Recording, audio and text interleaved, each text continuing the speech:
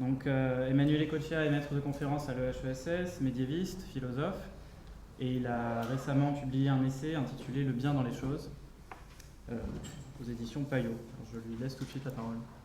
Alors, merci, je remercie Charles et Denis pour leur invitation. J'avoue tout de suite que je suis membre du système éducatif français, mais je fais mes études en Italie et en Allemagne, donc la plupart des mystères de ce système, oui, je n'étais pas initié à pas mal de mystères de ce système, notamment celui de la culture générale, et c'est pour ça que je commencerai par une histoire de ces concepts, aussi un signe de respect justement pour ma spécialité. Et pour respecter les usages locaux qui imposent normalement une division religieusement trinitaire de toute dissertation, je vais articuler mon exposé justement en trois parties. Donc, trois petites remarques. Tout d'abord, une histoire du concept de culture générale. Or, au premier regard, le concept de culture générale semblerait être ou prétendre d'être l'équivalent moderne de ce que les mondes anciens appelaient enkyklioos paideia, c'est-à-dire une expression qui signifie à la lettre éducation complète et qui est à l'origine du terme et du concept moderne de encyclopédie. Bon, l'idée de enkyklioos paideia s'appuyait sur l'intuition d'une unité originaire et a priori de toute forme de savoir. Dans les termes de Cicéron, je cite, « Tous les savoirs et les arts, toutes les techniques, donc, qui touchent ou ont pour objet l'homme et sa nature, partagent un lien commun, quodam communem vinculum, et comme par une sorte de parenté, sont contenus l'un dans l'autre. » Fin de citation. L'origine de cette idée est très ancienne et est à la base du système des arts libéraux dont Ilse Trautado, entre autres, avait retracé l'histoire, en polémique d'ailleurs avec Marot. Dans ces contextes, dans l'idée ancienne de culture générale ou culture complète, voulait dire en gros qu'apprendre, être éduqué, être formé ne signifie pas être initié à une discipline particulière ni accumuler un savoir spécifique sur un sujet déterminé, mais arriver à saisir l'unité de toute connaissance et de tout savoir. Comme l'a dit Platon dans l'Épinomis, et je cite, « Il faut que toute figure, tout système numérique, toute combinaison harmonique et les concerts de toutes les révolutions sidérales révèlent leur unité à qui s'en instruit méthodiquement, et cette unité apparaîtra si on apprend correctement les yeux toujours fixés sur l'unité, car alors, à la réflexion, il apparaîtra qu'un lien naturel unique relie tous les phénomènes. Sans ces connaissances, sans la perception de cette unité, dit-il, jamais dans les cités on verra personne devenir heureux. Donc la question est vraiment la capacité de la connaissance de produire du bonheur. Et il poursuit, là est la méthode, là l'éducation, là les sciences. Fin des citations. Or, cette précision historique nous livre, à mon avis, trois éléments importants. Premièrement, l'idée de enkyklioos paideia, de culture complète, pour aller vite, sinon je suis obligé, est le contraire du projet proprement encyclopédique. Donc, il ne s'agit pas de rassembler dans un lieu unique, que cela soit l'espace d'un livre, d'un ordinateur, d'une conscience, la totalité des connaissances actuelles et passées sur l'homme et la nature, mais de percevoir l'effet que tous les savoirs sont liés et contenus l'un dans l'autre. Car d'ailleurs, il n'y a qu'un monde où tout est lié avec les restes de choses. Donc c'est un peu ce que disait Bruno Latour, la question n'est pas la généralité, mais trouver l'élément commun de tous les savoirs. Donc ce n'est pas une connaissance générale ni universelle, mais c'est le savoir commun dans toutes les connaissances.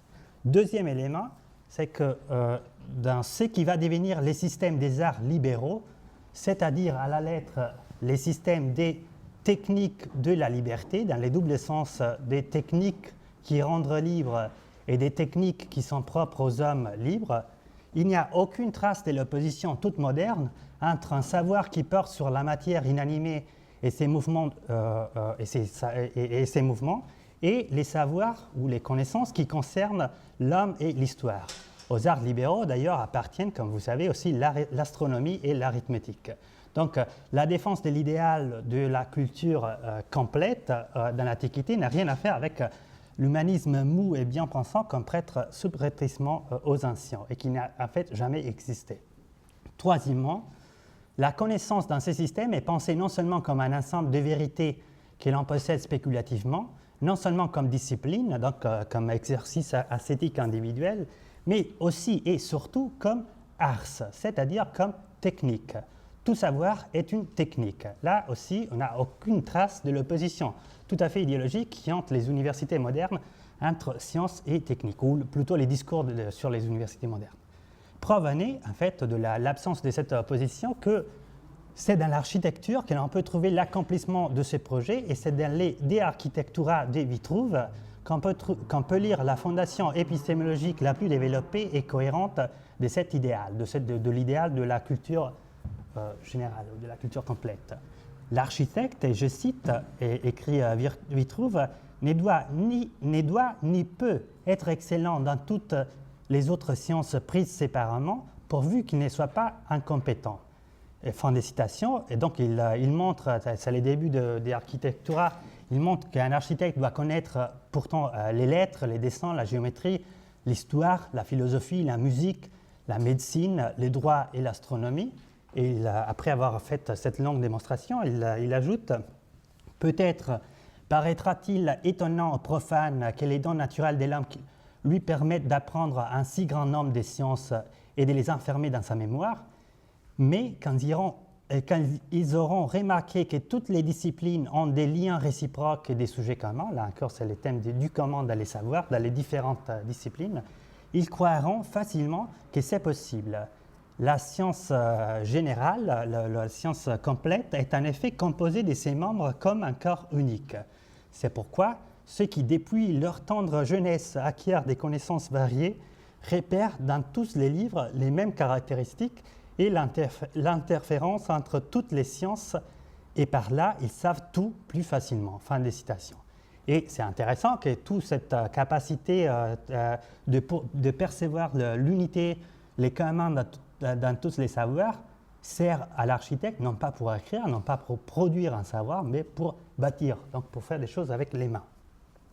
Donc l'enseignement qu'on peut tirer de l'histoire de cette notion, c'est que l'idéal de l'inclitios paideia, de la culture complète, définit un espace cognitif très particulier où technique et connaissance, théorie et pratique, nature et culture, création et conservation ne peuvent pas être séparées. Et toute discipline ne peut pas être distinguée de l'autre.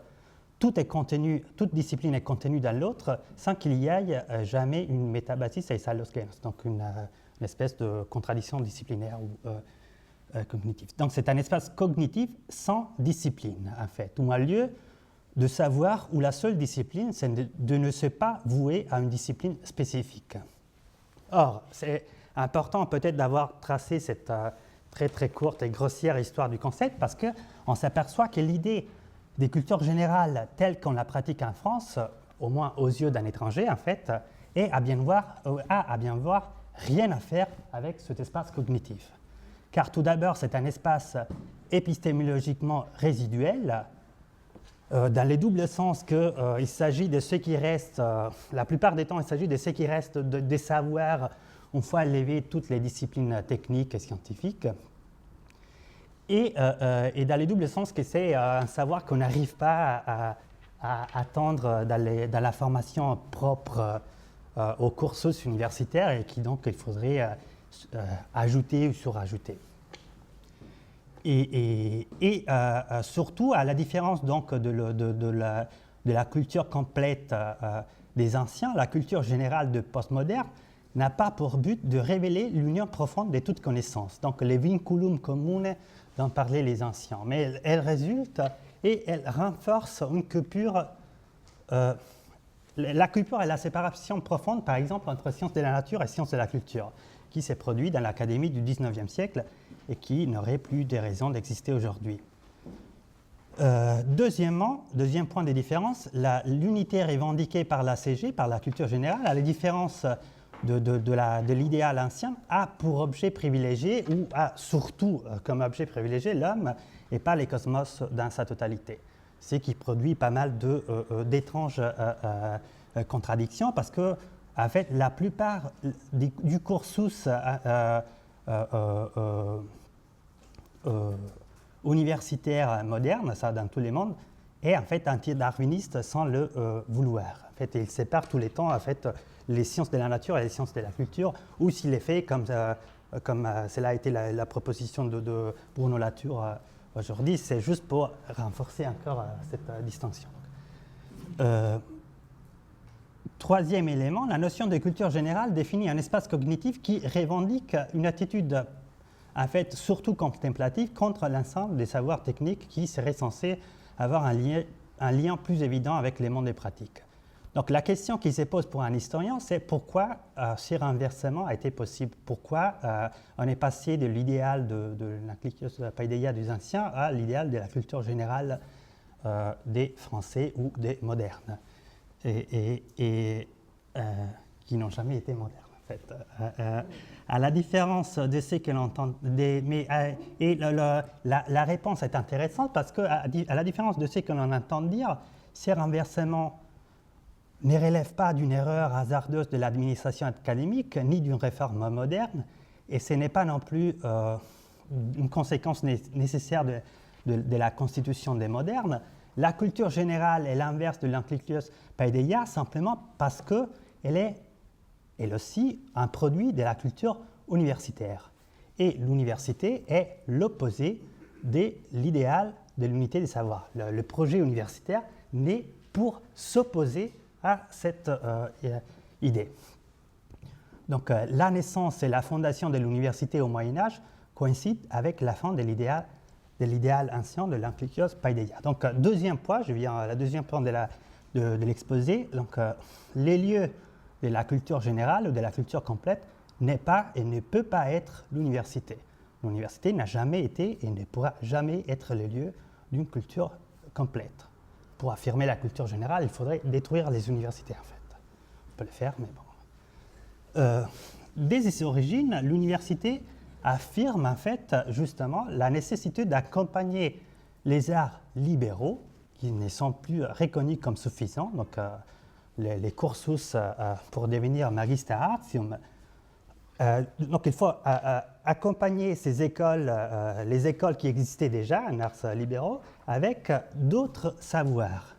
Donc la naissance de l'université coïncide avec l'idée qu'il faut d'autres savoirs, outre à ceux qu'on apprend dans l'éducation libérale. Il faut autre chose, quelque chose de plus que les artes, que les techniques de liberté héritées par les anciens. Et ces autres savoirs, notamment les droits, la médecine, mais surtout la théologie, c'est pour ça qu'il fallait rajouter quelque chose qui n'existait pas, ne relèvent pas de la technique de la liberté, car, par exemple, dans les cas de la théologie, c'est évident, la raison est évidente, parce que ce n'est pas un produit humain du tout. Donc ça, c'est les premiers pas.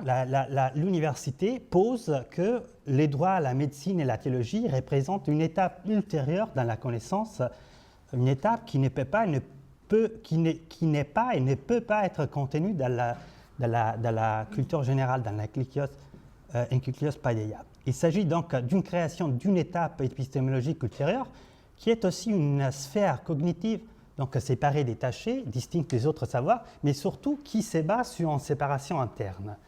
À partir de la bulle Super Speculum, qui a été dictée le 22 novembre 1219, en effet, on affirme la nécessité de l'enseignement et de l'étude séparée de ces différentes disciplines, notamment du droit et de la théologie. Donc c'est interdit de faire des études dans deux disciplines. Donc, on ne peut pas étudier à la fois droit et médecine, et surtout on ne peut pas enseigner à la fois droit et théologie.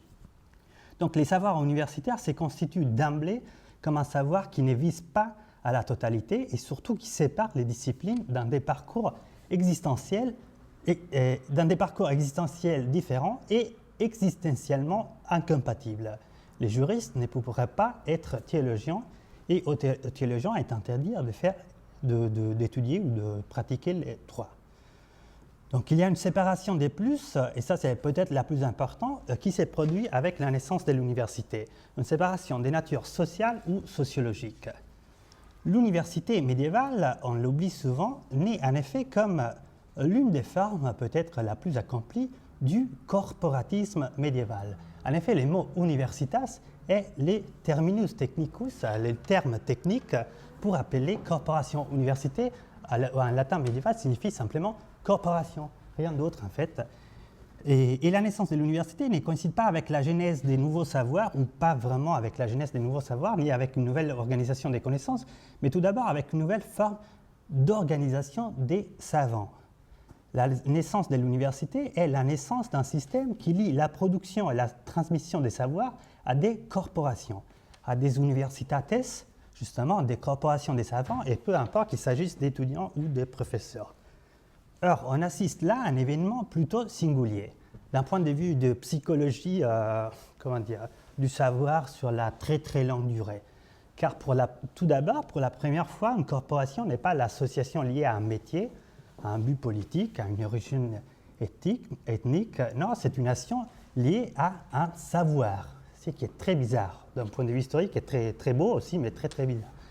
Et réunit donc des personnes autour du même savoir. C'est une corporation épistémologique. Et à l'inverse, pour la première fois, des sujets qui partagent le même savoir sont réunis dans une même corporation. Donc savoir, c'est tout d'abord appartenir à une même corporation. Donc l'acte cognitif est comme doublé par une appartenance sociale ou politique. Et l'idéal du bios theoreticus coïncide avec le partage ou la compresence des soci, des associés. Dire « je pense », « j'ai acquis cette connaissance »,« je maîtrise ces savoirs » signifie pour la première fois, c'est dire juste « j'ai des collègues ». Bon, l'université est les noms donc, de cette double naissance ou tragédie, celle psychologique d'un sujet qui doit s'autolimiter dans son désir de connaître, dans son être philosophos, c'est-à-dire aimant passionné de n'importe quelle connaissance, et celle sociale d'un sujet qui, en apprenant quelque chose, découvre de ne pas avoir atteint un niveau d'être supérieur, ou un bonheur supérieur, mais d'avoir juste intégré une corporation de collègues. Donc l'effet gnoséologique coïncide avec un fait social. Et l'institution publique du savoir devient l'institution d'une société qui partage et administre juridiquement justement la réalité, l'existence de ces savoirs. On pourrait décrire ou s'attarder sur la signification de cette double révolution, à la fois psychologique et sociale. D'un point de vue psychologique, c'est évident que c'est les débuts d'un ascétisme très intéressant, sur lequel aussi il y a pas mal de littérature, c'est-à-dire le fait que savoir ne signifie plus, dépasser l'objet de son propre savoir, mais s'habituer, faire un travail sur soi, une éducation cognitive et sentimentale qu'oblige les sujets à se limiter à un objet particulier de savoir, donc à renoncer aux autres formes de savoir. Mais pour ce qui concerne par contre la deuxième partie, je pense que c'est quelque chose de très intéressant, non pas parce que, au-delà de la blague sur les collègues, c'est parce que, en fait, ça produit pour la première fois de façon systématique, et surtout dans une institution qui est très fortement liée à l'autorité politique, l'idéal d'une gestion juridique ou d'un rapport juridique au savoir. Et l'une des choses qu'on a montrées, par exemple, c'est que, historiquement, c'est que la naissance des corporations, la naissance du fait que les savoirs n'est plus à la libre disposition d'un sujet, mais est détenu par une corporation qui se pense, à partir de la possession de ce savoir, c'est que les discours épistémologiques changent. Et historiquement, par exemple, on passe d'un discours épistémologique qui s'est pensé comme qui produisait des traités des divisions essentiarium, c'est-à-dire des traités sur l'articulation des différentes sciences, quel est le rapport entre théologie, philosophie, mathématiques, politique, etc. Donc, un savant devait produire son arbre de la connaissance. On passe de ce discours épistémologique au discours sur les statuts scientifiques de la discipline dont on est maître, en fait, dont on est professeur. Ce qui est d'un point de vue historique, ça c'est un constat historique, après c'est difficile d'expliquer pourquoi, mais le constat historique est celui-là. Et c'est un constat très intéressant car, au moins d'un point de vue historique, on remarque que l'autoconscience épistémologique d'une science est un effet secondaire de son autonomisation à la fois sociale et juridique produit par la création de cette corporation des savants qui partagent ce même savoir. Donc, si vous voulez, ce n'est pas que l'idéal de l'unité, de l'autonomie épistémologique est doublé par une réalité sociale, c'est plutôt le contraire. L'homogénéité, l'unité, l'autonomie épistémologique d'une discipline sont fortement liées à l'autonomie juridique du collégium des savants qui la maîtrisent. Si vous voulez, pour être un peu grossier peut-être et trop un peu provocateur, ce qu'on appelle discipline ou science au pluriel, ce sont juste l'ombre portée des corporations en fait.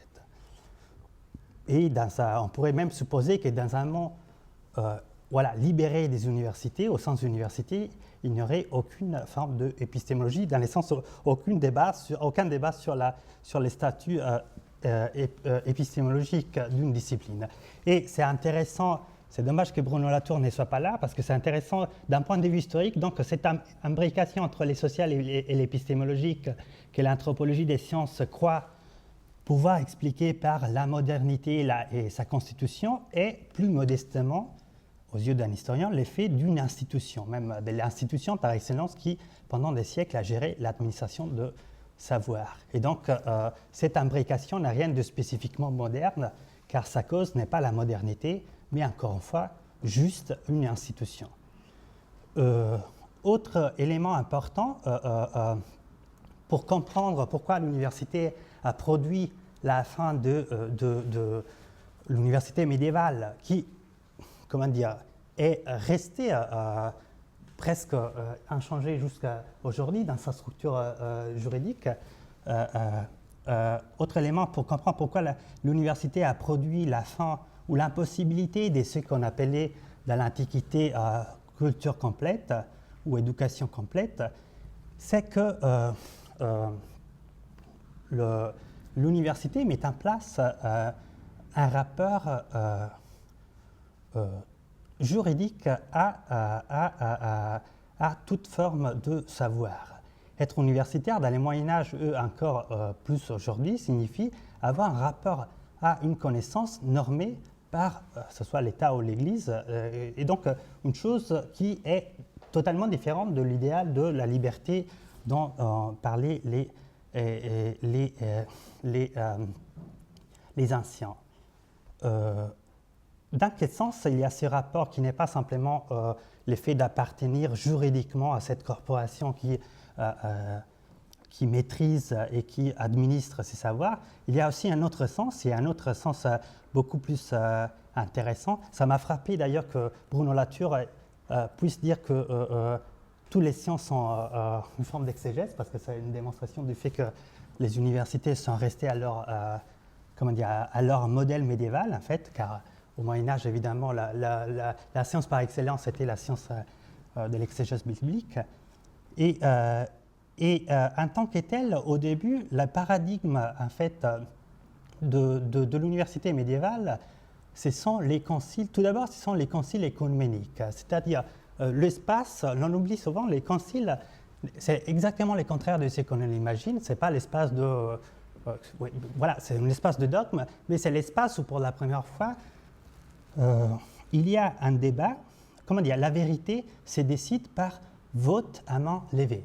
La décision d'un savoir est produite par kérotonie, c'est-à-dire on lance un sujet et la décision qu'on prend, c'est vraiment grâce à un vote à main levée. Donc, mais surtout, ce n'est pas juste, ces modèles sont hérités par l'université, mais ce qui est important, c'est que l'université est censée représenter au Moyen-Âge non seulement les lieux d'un développement démocratique du savoir, mais aussi les lieux du dépôt du savoir, c'est-à-dire les lieux où l'espace ou l'ensemble des connaissances sont à la fois protégées et transmises. On appelait dépôt, en fait, au Moyen-Âge, dans la théologie ancienne et médiévale, l'ensemble des connaissances qui ont été laissées par le Messie aux apôtres et qui devaient être obligatoirement protégées, conservées et transmises, bref, administrées. Et à travers les concepts de dépôt, l'acte de connaissance était inscrit dans une dimension juridique, car les savoirs qui est objet de la foi n'est pas entièrement à disposition du sujet connaissant, mais il est soumis à l'obligation de conservation et de transmission. Au même titre, à travers l'institution universitaire, toute connaissance acquiert aussi une valeur juridique.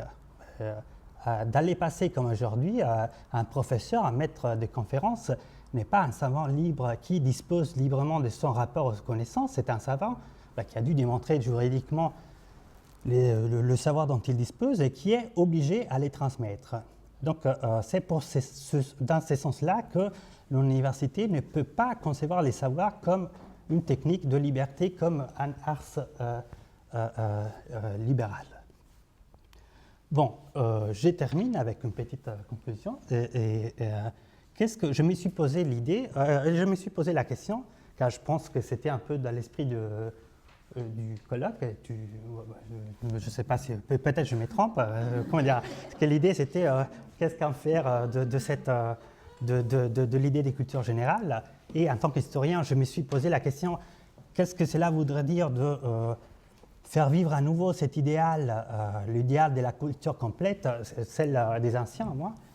Et bien, la réponse que j'ai dû tirer, malgré moi, en fait, c'est que je suis prof j'enseigne des matières littéraires, donc je ne suis pas du tout contre ça, mais c'est que, en effet, c'est structurellement impossible de l'implanter dans l'espace universitaire tel qu'il est, car c'est juridiquement impossible, et qu'il faudrait plutôt modifier radicalement ces mêmes espaces.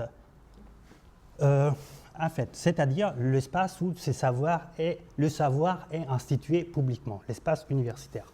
Alors, culture générale, me semble-t-il, est aujourd'hui les noms d'une longue série d'embarras, ou de clichés, comme on disait avant. Les caractères, c'est-à-dire quels sont les embarras épistémologiques dans les noms culture générale et les noms. Les caractères de plus en plus marginaux et résiduels des sciences humaines et sociales, leur objective inutilité sociale, leur perte de sens. Alors, il me semble que ces embarras ne sont pas une conséquence de la configuration épistémologique de notre époque et de sa complexité, ni l'effet de l'exigence spécifique des sociétés modernes d'être gérées et administrées par des savoirs techniques. Et ces embarras sont tout d'abord la conséquence immédiate du fait que les universités, les institutions qui sont censées depuis presque 7 siècles de recueillir, organiser et transmettre les connaissances et qu'ils les font dans un lien étroit et presque de consanguinité avec les institutions politiques, ne se sont jamais véritablement remises en question, surtout dans leurs exemples les plus excellents. Dans les schémas qui portent de Schulfort à l'école où Novalis, Klopstock, Nietzsche, Fichte, Ranke, évidemment Möllendorf, jusqu'à l'école normale de Paris, en fait, très peu ou trop peu a changé. Et tel que l'université pourrait être aujourd'hui, ou constituer en fait aujourd'hui les lieux d'un anachronisme. Et cette remarque vaut, je parle en tant qu'étranger, surtout pour la France, dont les systèmes éducatifs est une longue série d'archaïsmes qui se terminent dans cet étrange anachronisme intellectuel qui est les concours d'agrégation. Et donc il y a quand même une difficulté à changer de structure et un fort anachronisme, à mon avis, pour 3 raisons. Tout d'abord, elles continuent, au moins en Europe, à vouloir être des institutions purement étatiques dans une époque où l'État a perdu non seulement son autorité morale, politique et juridique, mais montre une rigidité d'organisation éléphantesque. Les universités devraient peut-être abandonner définitivement le modèle bureaucratique étatique et adopter une forme plus légère, ou par exemple, et ça serait justement la possibilité de repenser véritablement l'idée d'une culture complète, le destin d'un chercheur n'est pas lié juridiquement à une seule discipline pour toute sa vie. C'est-à-dire, si je commence à enseigner la philosophie, je ne suis pas censé devoir enseigner pendant toute ma vie et je peux changer des parcours. Ce qui est structurellement impossible en fait aujourd'hui. Deuxièmement, les universités conçoivent les partages du savoir sous un modèle corporatiste dans un monde qui a dépassé depuis très très longtemps ce modèle.